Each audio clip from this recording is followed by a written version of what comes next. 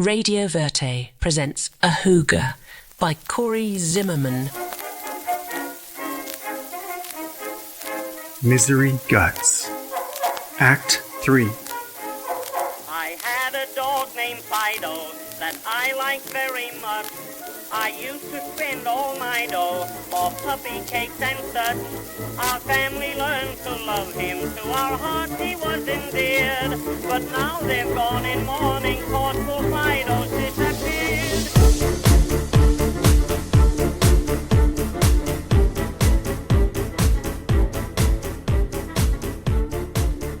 On the curb before Frank Wright and Brothers Newsdealer, a newsboy in a newsboy cap, waiting for the town to buzz to life, carries the day's headline on the tip of his tongue. Ford's promise of tomorrow. 1 millionth Tin Lizzie rolls off assembly line. The public square. Furrowed buildings of limestone block, red brick, candy-striped awnings, all-American storefronts at the heart of an all-American town. At the crest of each facade, etched in granite, the name of the character each structure is intended to portray. H.H. Orendorff, Randolph, Churchill, Emerson, Hanlon, and above all, upon a yellow water tower in the distance, in bold white letters, Canton. 1825. Settler Isaac Swan, believing his new town to be the antipode to Canton, China, names it rightly so.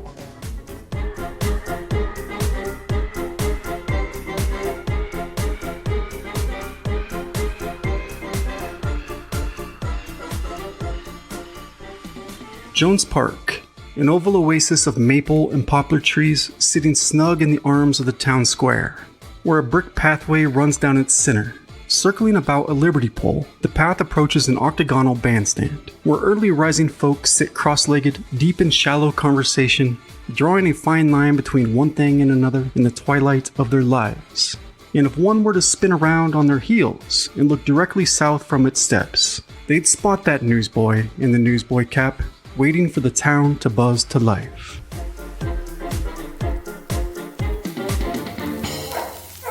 AHOOGA! The stray flees with its tail between its legs, as the most popular horseless carriage in America, the Ford Model T, putters east down Elm. And just past Holly's flower shop, it takes a left at the beer house, where a man in a top hat advertises, "Budweiser is a friend of mine," as a lone drunkard washes his face in a water trough. Rumbling and bobbling over the brickwork, the Ford heads north up East Side Square for Messrs, Day Brothers & Co., Kimball's Hardware, Shatsky and Schlark Clothers, Miss Willard Milanese Dress Shop, and the Opera House. Having not seen a Broadway show come through in some years, a poster in the window displays the world's greatest photo player, Charlie Chaplin, 6 cents. Taking a left on Chestnut, the Tin Lizzie heads west, passing Wilsted Meat Market and Anderson's Grocer, as Anderson the Grocer sweeps the dusty sidewalk before his elaborate window display, as a streetcar jangles south on its track, past Mason's, Gamble's, Durham Tobacco, the Bean Dean Company, and just across Elm, where the trolley comes to a brief stop, the pillar of the community, the First National Bank. The corner building stands stern and proud, its face aimed directly for the park from a 45-degree angle, sure to keep the business district in its periphery. The ledges of its second-story windows, grumpy brows, shading downward peering eyes, scowling down its nose upon the humble townsfolk. The bank, always on guard, protecting its paper heart behind 10-gauge steel.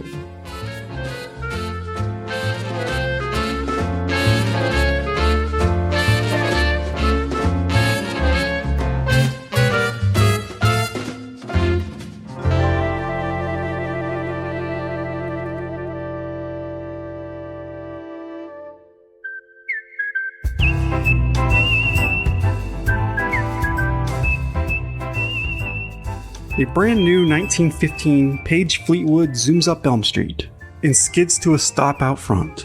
The luxurious, roomy 5-seater, 4-door touring body in Richelieu blue, straw-colored wheels, and nickel trimmings is a sight to be seen. Mr. Olson steps out in a bowler hat and shuts the door with velvet gloves, so to speak.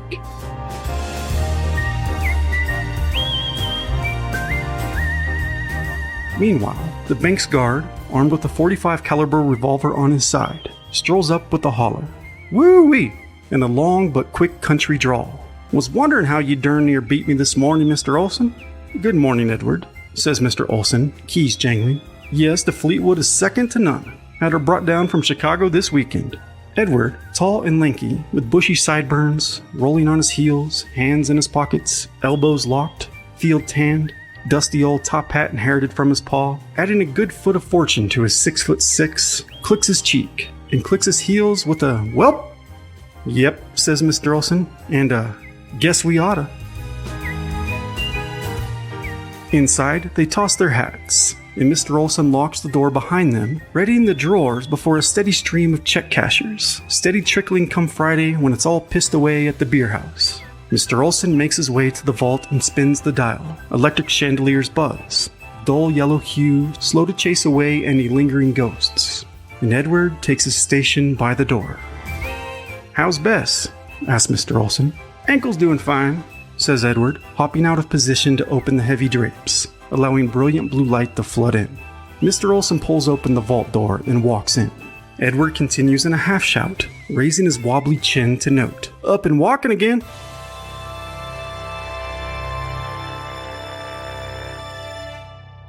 Now there's no doubting amongst no one, Edward is a people person, to say the very least. Still, city life suits Edward as awkwardly as his trousers hang on his hips, starched, rising high tide to the ankle. Edward is a good guard, assuming so to say the least, seeing his job has chiefly amounted to that of doorman, fingers crossed. You see, not long after moving to town, Edward got his footing as a clerk at Anderson's grocer, quick to show off his skills, adding and subtracting on his fingers. Edward is a farm boy at heart and hearth, specializing in muck, dirt, and animal detritus, but has a mastery of cornfield math, a particular gift inherited from his pop, or so he claims. But when that darn number clunker, as he calls it, showed up on the counter at Anderson's one day, its keys confounding his knuckle joints, not to speak of his thinker, as his ticker sped up, his mouth dried, embittered with the taste of panic, he came to the realization that his finger-counting services were numbered. So it came time for the greenhorn slicker to move along and find employment elsewhere. And what better place than the House of Numbers, the First National Bank? Edward counts 9 times out of 10, rushing off his darn feet. He darn beats Mr. Olson to the door each morning. But today, by God, he's determined it's a country draw. Refusing to clutch his 10th finger in his fist, it curls into a stubborn hook. Sure, Edward is favored enough, and rightly so, as he adds and subtracts each customer as they come and go, remembering each patron, counting the letters in their names, and greeting them so, by number rather than name, and so on. Nonetheless, it is essential to note that Edward's wife Bess is somewhat of a local celebritante herself, known for her award-winning meatloaf. A good couple years before Edward and Bess moved off the farm, Bess inherited a meatloaf recipe from her great-aunt Louisa. Rather, she found it in a music box after she croaked. You see, Louisa suffered from rheumatoid arthritis, a godforsaken disease attacking the joints in a hellish manner. And to make things worse, the nightmare condition produced sweat-drenched dreams of being maimed and killed. And night after night, Aunt Louisa was said to be slaughtered by a stranger with an 8-inch cane knife, unless she helped herself to a hefty serving of her special meatloaf before bed. And upon discovering the recipe in the music box, Bess baked herself up a steaming batch before Louisa was even cold in the ground. That's the day Edward got his feet wet as a taste tester, and that batch of meatloaf, well, it right out knocked his size 13s right out from under him. And Edward spent the afternoon lying about the prairie grass, babbling on about leprechauns and such, and he's never been the same since.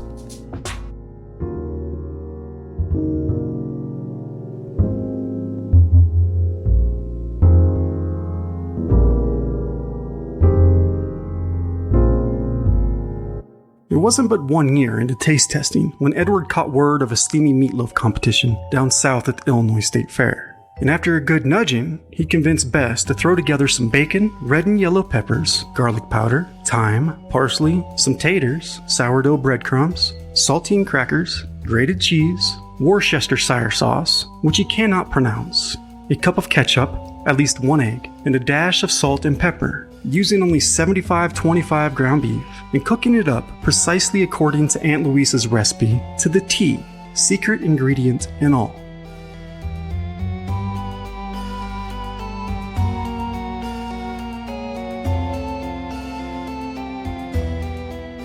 The judges put on their bibs, loosened their trousers, and went to town on those thick slices of meat leaning against generous heapings of mashed potatoes. The results ranged from too moist to too dry, and from too heavily seasoned to too bland on the opposite end of the meatloaf specter. Some loaves were thick with topping, while others had little to no topping at all. Downright ludicrous, if you ask Bess.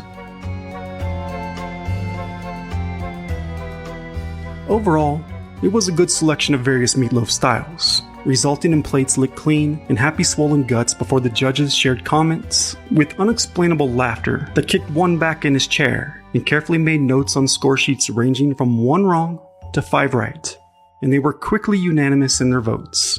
Auntie's meatloaf was to take home the top prize.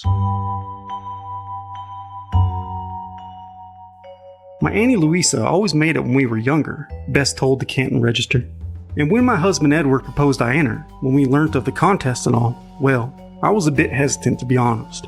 And if it wasn't for my poor Edward spending his Saturdays with a swollen gut, I wouldn't be here today. And of course, I must thank my Aunt Louisa. When she was going through her bouts with arthritis, she said the only thing that darn made her feel good was a hefty serving of meatloaf.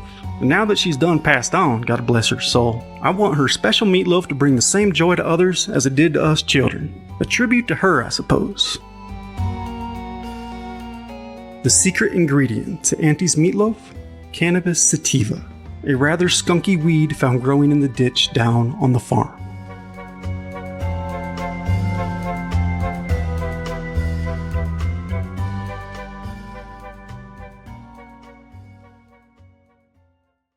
It's too bad Bess was rushed off her feet like that.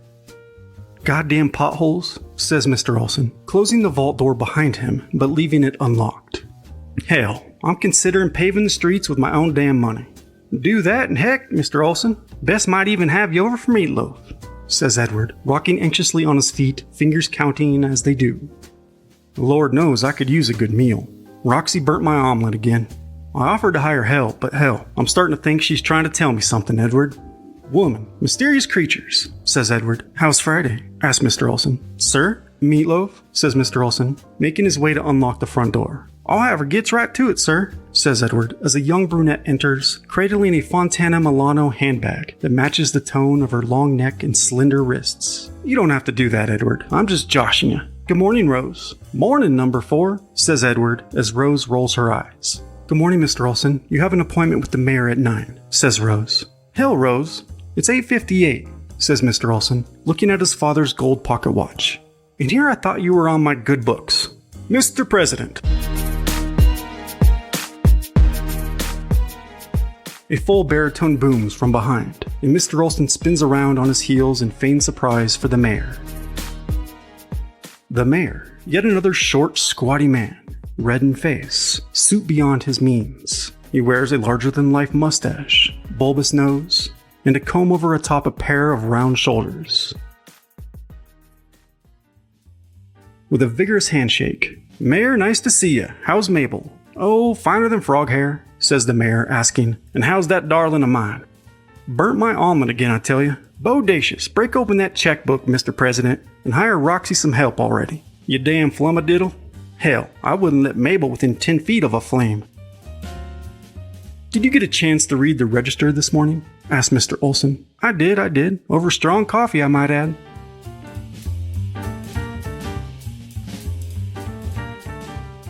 One long, drawn-out hour later, exiting Mr. Olson's office, beads of sweat collect on the mayor's brow as he dabs at them with a silk handkerchief monogrammed with his initials, F.U.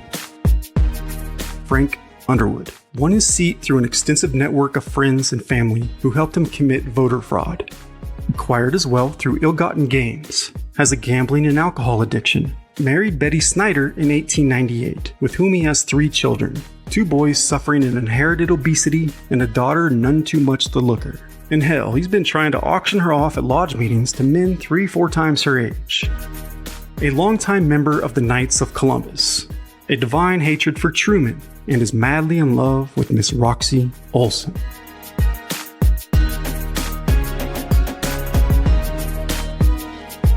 Hogwash. The icicle's gonna get an egg to the face, says the mayor in a hogtail. I told Roxy just as much this morning over eggs, says Mr. Olsen. If I had my druthers, I'd give that scoundrel a piece of my mind. Anyhow, say hello to Roxy for me, the mayor says, pausing to rub his chin. Hell, my wife could sure use a zing to her name. And in an off-Scottish accent, and a Spanish roll of the tongue.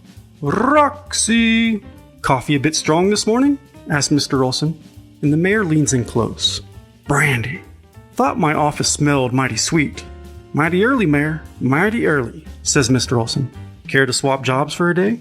Asks the mayor. I suppose. You've got a meeting in 5 with the board of directors, says Mr. Olsen, and all their interests will be in attendance. In that case, says the mayor, I'll return to my brandy. Wise decision, Mayor. Single malt, says the mayor. Won it in a hand of poker off that Randolph. Scoundrel, I tell you. Anyhow, I'll drop in on my old darling. I'm sure she'd love to see Mabel. We can make a dinner of it, says Mr. Olsen, growing somewhat weary of the man. Take care now, and watch that loose brick on your way out. The mayor steps out onto the sidewalk in full baritone and carols. You're the flower of my heart, sweet Roxy. He pauses to fire up a finely rolled Gordo, just as an old Jeffrey Rambler rumbles up. And he heeds mindless, head in a cloud of smoke, straight for the loose brick. I trust that you will find your love still mine, sweet... Ouch, son of a... Rolling his ankle on the brick. And limping away. Mabel. What kind of name is Mabel anyhow?